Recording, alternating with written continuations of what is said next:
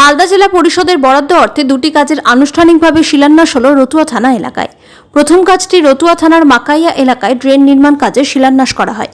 মালদা জেলা পরিষদের বরাদ্দ অর্থ প্রায় 19,70,000 টাকা ব্যয়ে ঢাকনাযুক্ত ড্রেনটি নির্মাণ করা হবে। বিধায়ক সমর মুখার্জি ও জেলা পরিষদ সদস্য প্রতিনিধি লালটু চৌধুরীর উপস্থিতিতে এই কাজের শিলান্যাস করা হয়। অন্যদিকে দ্বিতীয় কাজটি রতুয়া থানার দুর্গাপুর স্ট্যান্ড এলাকায় শিলান্যাস করা হয়। মালদা জেলা পরিষদের বরাদ্দ অর্থে কমিউনিটি টয়লেট নির্মাণ কাজ করা হবে, যার জন্য বরাদ্দ করা হয়েছে প্রায় 15 লক্ষ টাকা। দুটি কাজে বিধায়ক সমর মুখার্জির উপস্থিতিতে ফিতে কেটে এবং নারকেল ফাটিয়ে শিলান্যাস করা হয়।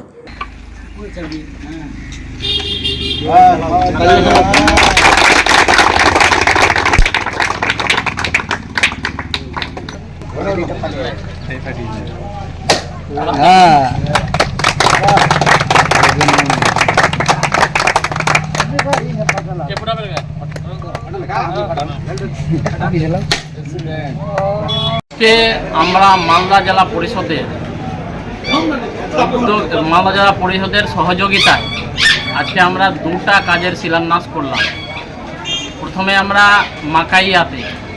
মাকাইয়া ডিলার মোড় টু রাধাকৃষ্ণ মন্দির 19,70,000 টাকার ড্রেন 200 মিটারের আমরা ওটা উদ্বোধন করলাম।